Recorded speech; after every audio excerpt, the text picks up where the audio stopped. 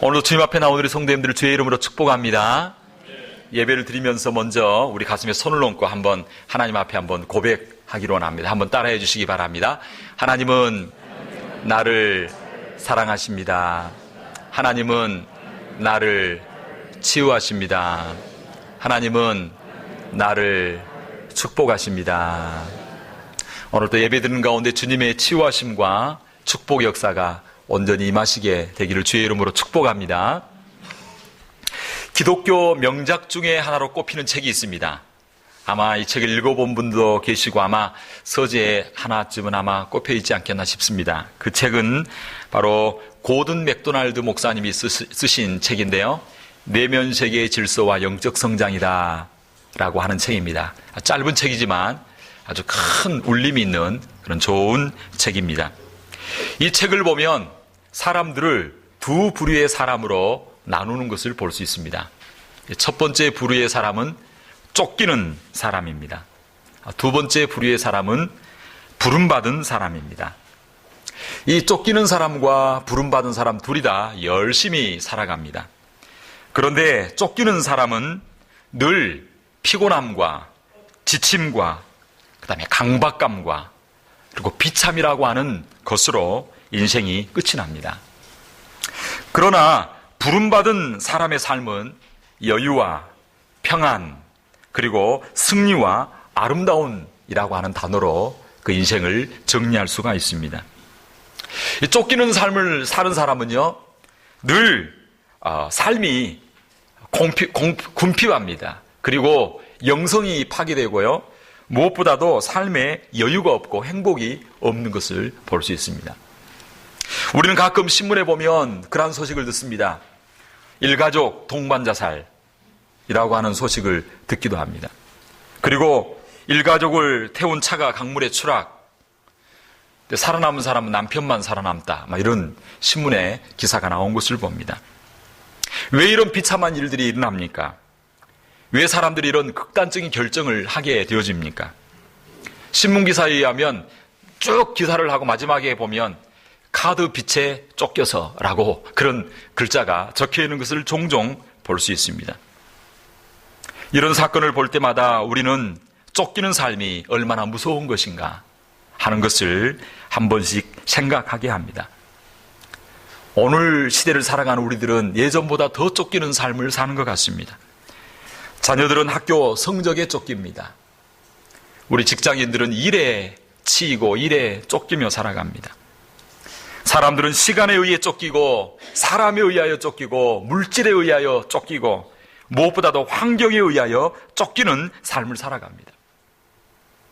이것은 예전이나 오늘이나 똑같은 인간의 실존의 모습입니다.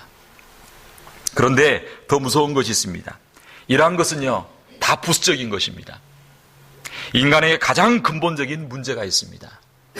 그것이 무엇이겠습니까? 그것은 바로 사람들은 죽음이라고 하는 것에 의해서 쫓김을 당하고 있다는 것입니다. 그 누구도 죽음이라고 하는 그 추격자의 추적 아래서 피할 수 없습니다. 그래서 어떤 면에서 보면 모든 인생은 휴식을 위해서 열심히 쉬어도 진정한 휴식이 없습니다. 기쁨이 없습니다. 삶의 평안이 없습니다. 쉬는 것 같은데 뭔가 초조하고 불안합니다. 왜요? 쫓기는 무언가가 있기 때문입니다. 그래서 늘 삶이 불안하고 무엇보다도 쫓기는 삶을 살면 하나님께서 우리에게 주신 기본적인 놀라운 축복들을 누리지 못하고 살아가게 된다는 것입니다. 사랑하는 성도 여러분, 우리는 어떻게 해야 한 번밖에 없는 우리 유한한 삶을 쫓기지 않는 삶, 그런 삶을 살 수 있겠습니까? 오늘 말씀을 통하여 한 몇 가지를 살펴보기로 원합니다. 오늘 본문에 보면 우리가 겪고 있는 것보다 더 긴박하게 쫓기는 삶을 사는 한 사람을 만나볼 수 있습니다. 그 사람의 이름이 무엇일까요? 그 사람의 이름은 바로 야곱이라고 하는 사람입니다. 오늘 본문에 보면 야곱은 지금 도망자의 신세가 되었습니다. 쫓기는 인생의 삶을 살고 있습니다. 오늘 본문에 보면 야곱이 고향 땅을 떠나서 외삼촌이 있는 하란을 향하여 가고 있습니다. 먼 여행의 길을 갑니다. 우리 킬로미터로 따지면 약 880km 되는 먼 거리입니다. 그런데 야곱이 지금 이 여행을 하는데 여행의 목적이 견문을 넓히기 위해서 뭔가 좀 쉬기 위해서 가는 그런 여행이 아닙니다. 이 여행은 그의 형 에서가 자기를 죽이려고 했기 때문에 죽음을 피하여서 도망가고 있는 지금 길을 오늘 말씀을 통하여 볼 수 있습니다.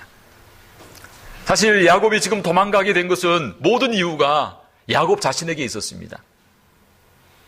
야곱이 잘못해서 일어난 일이었습니다. 야곱은 자기가 태어나고 보니까 둘째였습니다. 태어나기도 전에 하나님께서는 그 부모들에게 약속했습니다. 태어날 둘째가 장자권을 가지고 하나님의 사명을 감당할 것이다 라고 약속의 말씀을 주셨습니다. 그런데 그 약속을 받기는 받았는데 현실을 보면 너무나 달랐습니다. 아버지 이삭은 늘 형만 좋아했습니다. 그래서 야곱은 늘 형만 좋아하는 그 아버지 이삭에 대하여 억울한 마음을 가지고 있었습니다. 야곱은 욕심이 있었습니다. 그래서 어떻게 해서든지 이 장자권을 자기가 취하고 싶은 마음이 있었습니다. 형에 대해서는 경쟁의식이 있었습니다. 그래서 늘 기회를 보고 있었습니다. 그리고 마침 기회가 되었을 때 야곱은 형 에서가 가지고 있던 장자권을 속여서 빼앗아버리고 말았습니다. 이 사실을 알게 된 에서가 가만히 있었겠습니까? 에서 형은 분노했습니다. 그리고 결국 야곱을 죽이려고 결심하게 되어집니다. 그 내용이 창세기 27장 41절을 보면 말씀하고 있습니다. 그 아비가 야곱에게 축복한 그 축복을 인하여 에서가 야곱을 미워했고 그리고 심중에 이르기를 내가 내 아우 야곱을 죽이리라 이렇게 말씀하고 있습니다. 그래서 야곱은 지금 형 에서를 피하여 죽지 않게 하여 지금 도망가고 있는 그 길 가운데 내용을 오늘 말씀하고 있습니다. 먼 길, 맹수가 있고 특별히 중동 지역에서 혼자 여행하면 위험합니다. 날씨가 불규칙하고 강도가 많고 맹수가 있기 때문에 혼자 가다가 행여나 다치기라도 하면 죽을 수밖에 없습니다.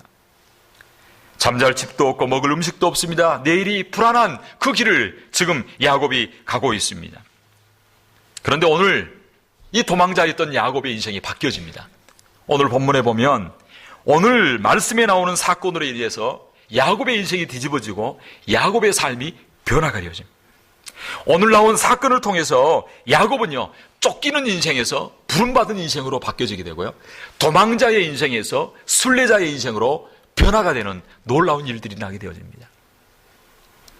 사랑하는 성도 여러분, 우리는 어떻게 해야 2017년 한 해 아니 저와 여러분의 전 인생을 통하여서 어떻게 해야 쫓기는 인생이 아니라 부름받은 삶, 도망자의 삶이 아니라 순례자의 삶을 잘 살 수 있겠습니까? 오늘 말씀을 통하여 한번 살펴보기로 합니다.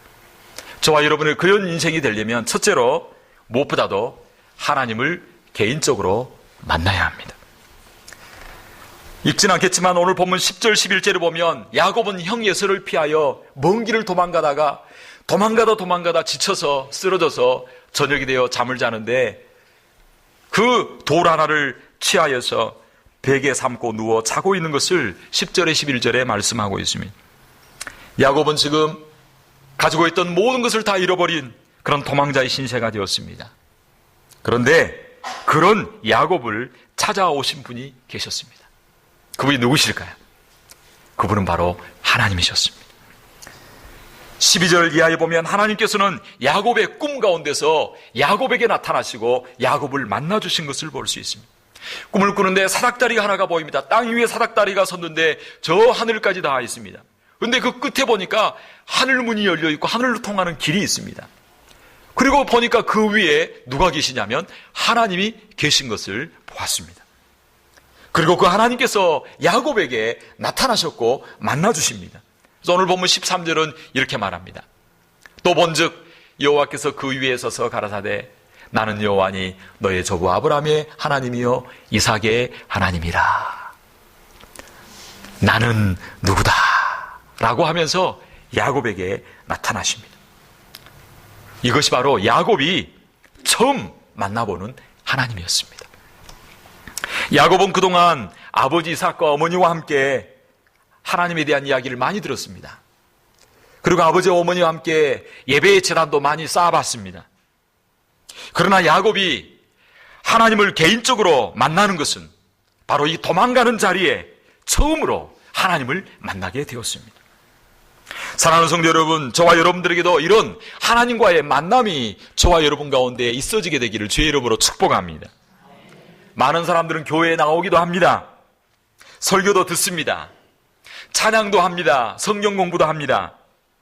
그러나 하나님을 만나지 못한 채 그저 교회 생활, 신앙 생활이라고 하는 것이죠.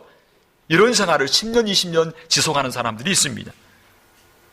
우리는 하나님을 아는 것을 뛰어넘어서 하나님을 개인적으로 만나고 하나님을 경험할 수 있는 저와 여러분 되기를 주의 이름으로 축원합니다. 사랑하는 성도 여러분, 그렇다면 그전에는 하나님께서 야곱에게 나타나지 않으셨습니까? 아닙니다. 그전에도 이미 하나님께서는 야곱과 함께 하셨고 야곱에게 수없이 찾아왔을 것입니다. 그런데 야곱이 교만해서 하나님을 몰라봤습니다. 야곱이 너무나 부요해서 하나님을 알아보지 못했다는 것입니다. 마음이 가난하지 않으면요, 하나님을 절대로 만날 수 없습니다. 그래서 마태복음 5장 3절은 이렇게 말합니다. 심령이 가난한 자는 천국이 저희 것이며 라고 말씀하고 있습니다. 마음이 가난해지면요, 하나님이 보입니다. 마음이 가난해지면 하나님을 만납니다. 그런데 현대 시대를 살아가는 사람들은요, 하나님을 만나는데 장애물들이 너무나 많습니다. 그 장애물들 중에 하나가 뭐냐면요, 세상의 철학과 세상의 종교가 주는 생각과 가치관입니다. 세상의 철학과 세상 종교는 이렇게 이야기합니다. 야, 인생은, 사람은 본성이 선해. 선한 본성을 가지고 태어났어요. 그런데 원래 선했는데 살아가다 보니까 환경에 어려움을 만나서 악한 환경의 영향을 받아서 악하게 되었어 라고 이야기를 합니다. 그래서 사람들은 원래 본성이 선하기 때문에 참선을 하든지 수양을 하든지 아니면 훈련을 받든지 아니면 교육을 통해서 착하고 좋은 본성을 드러나게 할 수 있어 라고 이야기를 합니다.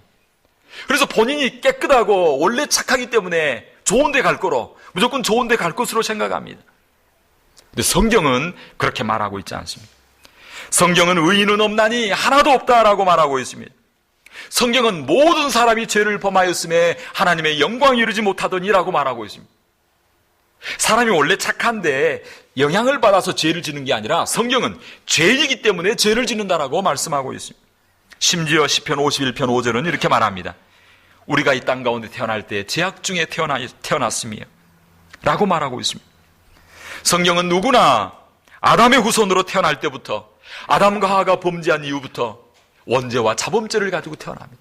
그러므로 우리는 예수 그리스도가 필요하고 구원이 필요한 존재인 줄로 믿습니다. 근데 그것을 모른다는 거예요. 이걸 눈을 가린다는 거예요.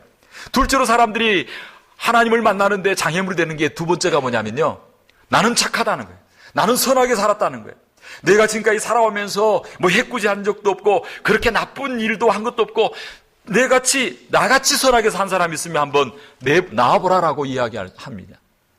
나는 그동안 착하게 살았기 때문에 나는 당연히 좋은 데 갈 것이다, 천국 갈 것이다 라고 생각합니다. 그런데 성경은 그렇게 말하고 있지 않습니다. 내가 왜 착하게 보입니까? 다른 사람에게 비교하니까 그러죠. 살인자에게 비교하고 옆 사람과 비교하면 내가 좀 착할 수 있습니다. 그런데요, 하나님과 비교해 보시기 바랍니다. 우리는 하나님 앞에 섰을 때 우리가 어떤 존재인가? 하나님 앞에 우리는 죄인이라고 말하고 있고, 하나님 앞에 우리의 의는 우리가 잘하고 착한 일은 누더기와 같고 더러운 옷과 같다라고 성경 이사야 64장 6절은 말씀하고 있습니다. 무엇보다도 하나님의 율법 앞에 우리 자신을 비출 때에 하나님의 말씀은 거울과 같아서 우리의 존재의 모습을 정확하게 보여줍니다. 성경 로마서 3장 20절은 이렇게 말합니다. 율법의 행위로는 의롭다 하심을 얻을 육체가 없고 율법으로는 죄를 깨닫게 하심이라. 마치 최첨단 의료기기 가운데 그 기계를 가지고 우리를 살펴봅니다. 엑스레이로 쫙 살펴보면요, 암이 있다 없다, 질병이 있다 없다가 정확하게 보입니다. 하나님 말씀 앞에 우리를 살필 때 우리가 죄인이고 우리가 마땅히 죽어야 될 사망 가운데 처한 존재라고 하는 사실을 우리는 하나님 앞에 말씀 앞에 비춰볼 때 발견하게 되는 것입니다. 그때 사람들은 절망합니다. 하나님을 찾게 되어집니다. 하나님밖에 없습니다. 하나님이 정하신 구원의 방법밖에 없습니다. 내 의유와 내 자랑 모든 것을 다 내려놓게 되는 것입니다. 사랑하는 성도 여러분, 내가 가지고 있는 것, 내가 의지한 것, 내가 내세울 만한 이 모든 것을 다 내려놓으면 누가 보이냐면 하나님이 보이고 예수 그리스도가 보이는 줄로 믿습니다. 사람들은 죽음이 다가오고 나서야, 인간관계가 깨어지고 나서야, 부도가 나서야, 질병이 찾아오는 심각한 상황 가운데 처하게 될 때에야 비로소 눈이 띄어지게 되고 그곳 가운데 와 계신 하나님을 발견하게 된다는 것입니다. 저와 여러분은 그러한 단계에 가서야 하나님을 보는 그러한 일이 없게 되기를 주의 이름으로 축원합니다. 하나님은 바로 여기 계십니다. 여러분 가운데 가장 가까운 데 와 계시면서 저와 여러분들을 만나주시기를 원하시는 하나님이신 줄로 믿습니다. 야곱은 집을 떠나서 외롭고 고통스러운 환경 가운데서 실패자가 되고 도망자가 되었을 때에야 비로소 하나님을 보게 되었고 하나님을 만나게 되었습니다. 자기는 혼자 도망간 줄 알았습니다. 그런데 하나님께서 야곱과 함께 계셨고 야곱과 함께 동행하고 계셨습니다. 사랑하는 성도 여러분, 우리 인생길을 우리 혼자 걷는 외로운 저와 여러분의 인생길이 아닌 줄로 믿습니다. 아무도 때로는 나를 도와줄 사람이 없는 것처럼 보이고 외로울 때가 있고 나 홀로라고 생각할 때가 있습니다. 그러나 그때도 낙심하지 마시기 바랍니다. 왜냐하면 우리에게는 우리와 함께 해주시는 하나님이 계시기 때문입니다. 그 하나님은 말씀합니다. 내가 세상 끝날까지 너희와 항상 함께 있으리라. 이 하나님을 눈을 열어서 개인적으로 만날 수 있게 되길 바랍니다. 그래서 김장한 목사님은 이런 이야기를 했습니다. 사람이 사람을 만나면 역사가 일어나고 사람이 하나님을 만나면 기적이 일어납니다. 하나님을 만나면요, 도망자의 인생 같지만 도망자가 아니라 순례자가 되어집니다. 하나님을 만나면요, 쫓기는 인생 같지만 쫓기는 인생이 아니라 소명의 삶, 부름받은 삶을 살아가는 역사가 있게 될 줄로 믿습니다. 이것이 바로 하나님을 만나는 기적입니다. 하나님을 만나면요, 현실은 도망자입니다. 현실은 쫓기는 것처럼 보입니다. 그러나 우리 하나님이 이제는 그냥 도망자가 아니라 하나님께서 내 인생의 길을 인도하시는 목자가 되어주심으로 순례자 길이 되어주는 것입니다. 쫓기는 것처럼 보이지만 그 쫓기는 그 자리 가운데 하나님이 함께 해주심으로 하나님이 삶에 필요한 모든 원천과 필요를 공급해 주시는 역사가 있게 되는 것입니다. 할렐루야. 저는 이 말씀을 생각하면서 저의 짧지만 지난날의 삶을 뒤돌아보면요, 늘 쫓기는 삶을 살았습니다. 물질에 쫓기고요, 매일 그냥 매월이 오는데 무슨 날이 가까우냐, 페이먼한 날이 그렇게 빨리 돌아와요. 그래서 야, 이거 하고 나면 또 빈털터리, 하고 나면 빈털터리, 늘 쫓기는 인생. 그리고 그것만이 아니라 지난날의 삶을 보면요, 늘 쫓기는 것 같은 그런 위기들이 순간순간 있었습니다. 정말 삶의 고비고비가 정말 위기와 쫓기는 삶이었는데 너무나 놀라운 건 하나님이 함께 해주시니까 그 쫓기는 자리가 무슨 자리가 되냐면요, 축복의 자리가 되는 거예요. 할렐루야.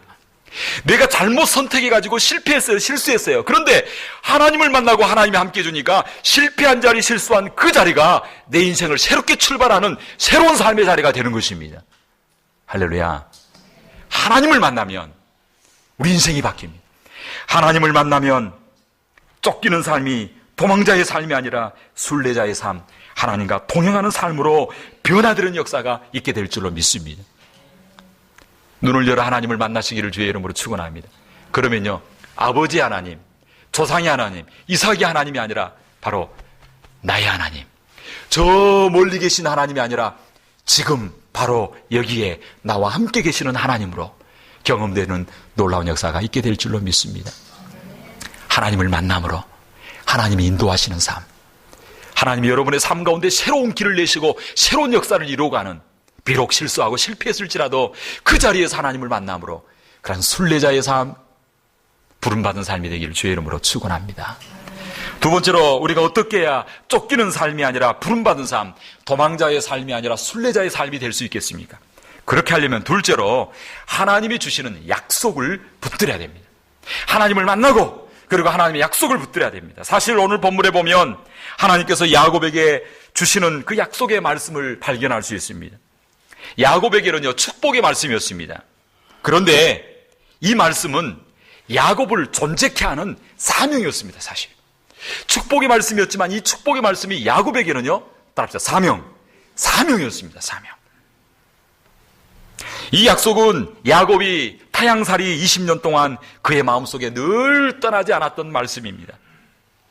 야곱이 20년 동안 타향에서 낮에는 더위, 밤에는 추위를 무릅쓰고도 그가 살 수 있었던 이유가 무엇이겠습니까?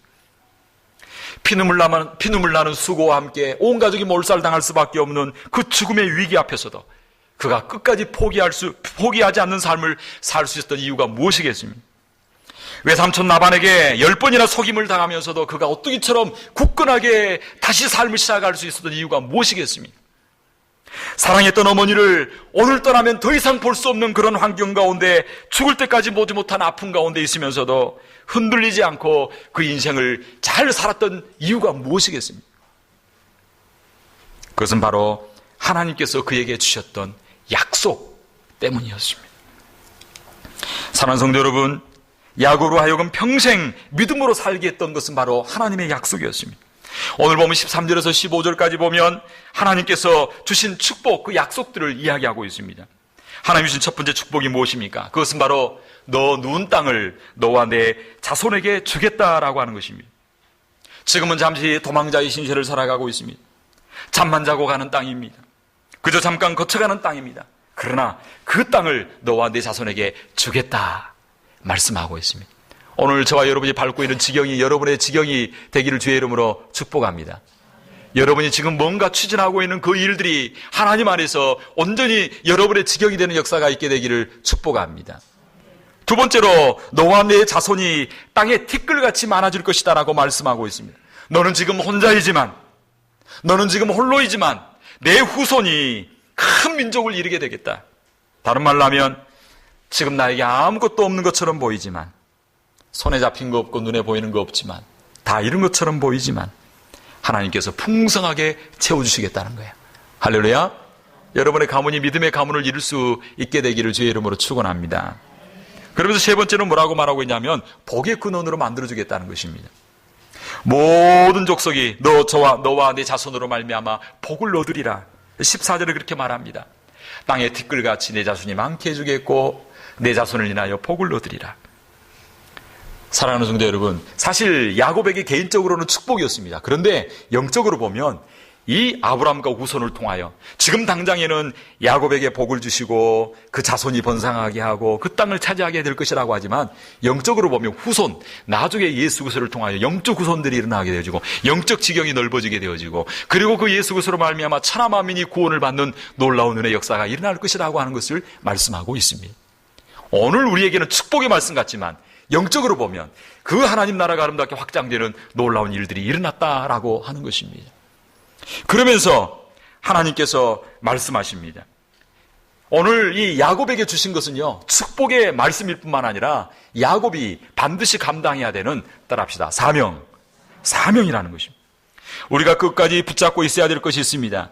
그것은 바로 나를 향한 하나님의 부르심입니다. 나를 향한 하나님의 사명입니다.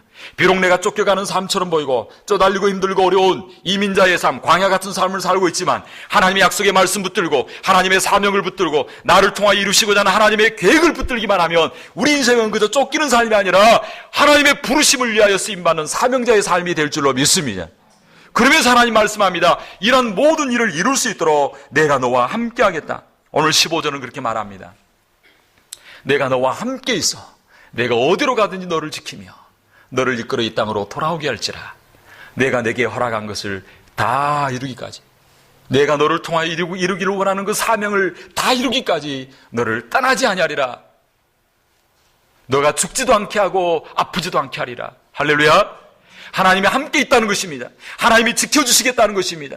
그리고 내가 사명을 이룰 때까지 감당하게 하겠다는 것입니다. 왜요? 이 사명은 너무나 소중한 우리의 길이기 때문입니다.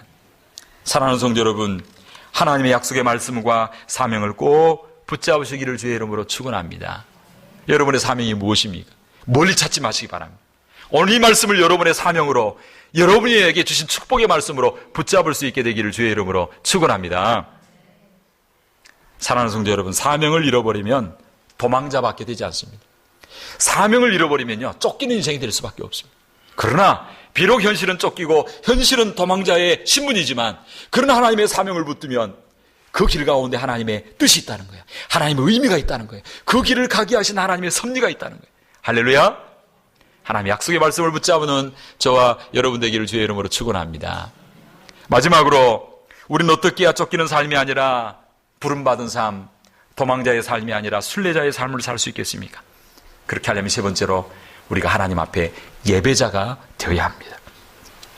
야곱은 부모님으로부터 말로만 듣던 하나님의 그 임재를 체험했습니다. 하나님을 만났습니다. 그리고 축복이신 하나님의 약속의 말씀 사명을 붙들었습니다. 그리고 난 이후에 야곱은 오늘 본문 가운데 16절에 이렇게 고백하고 있습니다. 야곱이 잠이 깨어 가로되 여호와께서 과연 여기 계시거늘 내가 알지 못하였도다. 야곱은 자신이 서 있는 바로 그곳에 하나님이 함께 계셨고 하나님께서 임재해 주셨다라고 하는 사실을 알게 되었습니다. 그리고 그는 그 자리에 가만히 있지 않았습니다. 가만히 있을 수가 없었습니다. 야곱은 아침에 일찍 일어납니다. 그리고 밤새 배기하였던 돌을 가지고 그 돌을 세우고 그 위에 기름을 붓고 하나님 앞에 예배를 드리는 것을 볼 수 있습니다. 오늘 본문 18절 19절은 그렇게 말합니다. 야곱이 아침에 일찍 일어나 배기하였던 돌을 가져 기둥으로 세우고 그 위에 뭘 붓고요? 기름을 부었다. 기름을 부었다는 것은 바로 예배를 드렸다는 것입니다. 경배를 했다는 것입니다. 야곱은 그동안 자신의 지혜와 자신의 욕심만 추구하며 살았습니다. 그런데 오늘 이 광야 가운데서 하나님을 만나고 난 이후에 그의 인생이 바뀌어지게 됩니다. 예배자로 인생이 바뀌어지는 것을 볼 수 있습니다. 그는 자신이 머물렀던 그곳을 예배하는 장소로 만들었습니다. 사랑하는 성도 여러분, 순례자는 어떤 사람입니까? 순례자는 자신이 어느 곳에 머물러 있든지 간에 그 머무르는 곳을 예배의 자리로 만드는 자가 순례자인 줄로 믿습니다. 자신이 보기에는 실패한 자리처럼 보입니다. 고독한 자리, 쫓겨가는 자리, 고난의 자리처럼 보입니다. 가난한 자리, 굶주림의 자리처럼 보입니다. 그러나 순례자는 그 자리, 힘들고 어려운 그 도망자의 자리지만 그 자리에서 하나님 앞에 예배의 자리로 만들어보는 것입니다. 예배의 자리로 만드는 사람이 바로 순례자라고 하는 것입니다. 오늘 여러분이 서 있는 그곳을 예배의 자리가 되게 하시는 저와 여러분 되기를 주의 이름으로 축원합니다. 이것이 바로 순례자의 삶입니다. 삶의 장소가 아무리 힘들다고, 내 삶의 자리가 아무리 고난이 있다고 해서 불평하고 원망하면 도망자가 됩니다. 쫓기는 자가 됩니다. 그러나 힘들고 어렵지만 내가 서 있는 가정, 내가 감당하고 있는 직장, 내가 서 있는 그 자리를 하나님 앞에 감사함으로 예배의 장소로 만들면 그 자리가 순례자의 자리가 되어지고 하나님께서 영광 받으시는 귀한 자리가 될 줄로 믿습니다. 내 자신이 밟고 있는 이 땅을 예배의 자리로 바꿀 수 있는 저와 여러분 되기를 주의 이름으로 축원합니다.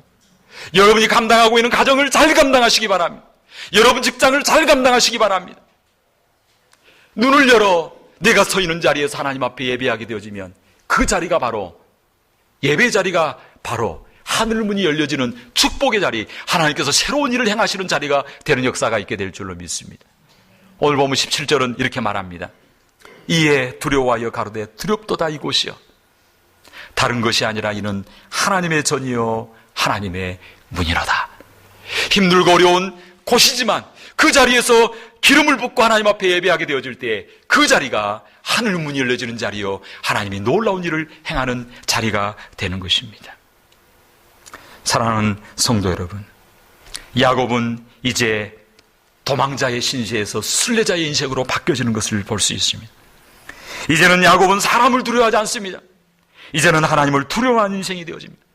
예전에는 장자권을 취하기 위하 욕심을 부렸지만 이제는 그 뒤에 본문에 보면 이제는 물질관이 달라지고 축복관이 달라집니다.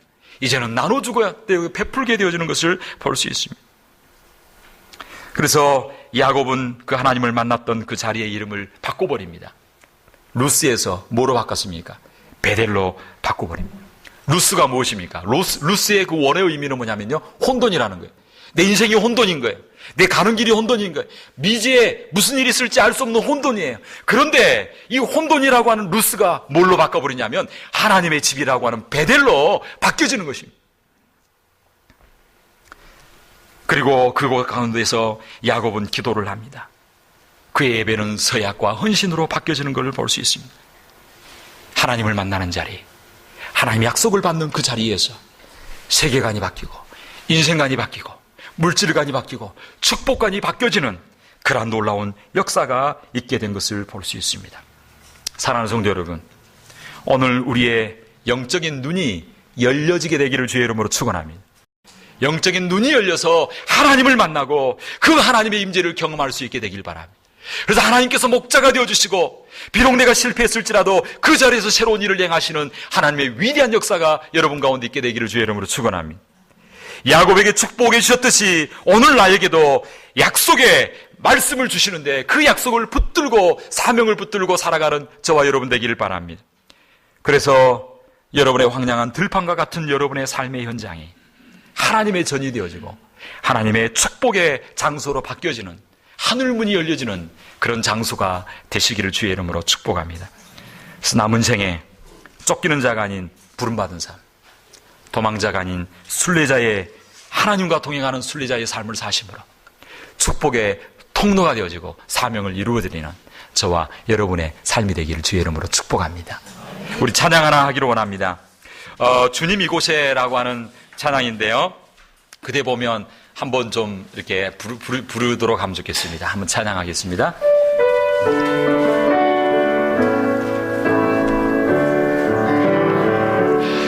주님 이곳에, 주님 이곳에 우리와 함께 하시네. 나의 몸과 마음 경배드리네. 주님 이곳에 계시네. 상한 심령을 위로하시며 병든 우리 몸 고쳐주시네. 결박을 끊고 자유 주시네. 주님 이곳에 계시네. 다시 한번 찬양하겠습니다. 주님 이곳에, 주님 이곳에 우리와 함께 하시네. 나의 몸과 마음 경배드리네. 주님 이곳에 계시네. 상한 심령을 위로하시며 병든 우리 몸 고쳐주시네. 결박을 끊고 자유 주시네. 주님 이곳에 계시네. 우리 한번 기도할 때 하나님, 내게 맡겨진 삶의 자리를 기뻐하고 감사하게 하여 주옵소서. 우리의 가정, 나의 직장, 내가 처한 상황과 환경 가운데 하나님 앞에 예배하는 예배자가 되어 내 삶의 자리가 아름답게 변화되는 역사가 있게 하여 주시옵소서. 우리 하나님이 지금 여기에 계셔서 하늘문을 열어주시고 우리에게 놀라운 은혜와 축복 주시기를 원하는데, 우리 영적 눈이 가려져서 그 하나님을 바라보지 못하고 홀로 외로워하며 쓸쓸해하며 잠못 이루며 살아가고 있지는 않습니까? 하나님, 나와 함께 하신 하나님, 하나님 나와 동행하여 주옵소서. 하나님 나를 만나 주옵소서. 내 삶의 길을 열어 주옵소서. 하나님, 내게 주어진 삶의 자리를 예배의 자리로 바꿀 수 있게 하여 주옵소서. 남편과 아내와 자녀를 축복합니다. 우리 직장을 축복합니다. 행복하고 기쁨으로 내게 주어진 사명을 잘 감당하게 하여 주옵소서. 이 시간 조용하게 주님 앞에 기도함으로 나아가기로 원합니다. 기도하겠습니다. 살아계신 하나님 아버지, 하나님, 내 삶의 자리를 때로는 원망하고 불평했던 우리들인 것을 고백합니다. 내가 잘못해서, 내가 실수했음에도 불구하고 다른 사람 탓하고 하나님을 원망했던 우리의 연약함을 아버지 회개하오니 용서하여 주시옵소서. 지금 바로 여기에 하나님 함께 계시는데 내 눈이 어두워서 세상에 취하여 주님을 바라보지 못하고 주님 앞에 손을 내밀어 붙들지 못했던 우리의 연약함과 제약을 회개하오니 용서하시고, 하나님 나의 직장을 감사하게 하시고, 나의 가정을 감사하게 하시고, 우리의 자녀를 감사하게 하시고, 남편과 아내를 감사하게 하시고, 나의 이민자의 삶을 감사하게 하시고, 우리 교회를 감사하게 하시고, 그 자리에 앞에 하나님 앞에 기도하고 예배함으로 하나님 축복의 자리로 바꾸고 만들 수 있는 우리들이 될 수 있도록 인도하여 주시옵소서. 주님 영광 받아 주실 줄 믿사옵고 이 모든 말씀을 주 예수님의 이름으로 기도하옵나이다. 아멘. 찬송가 364장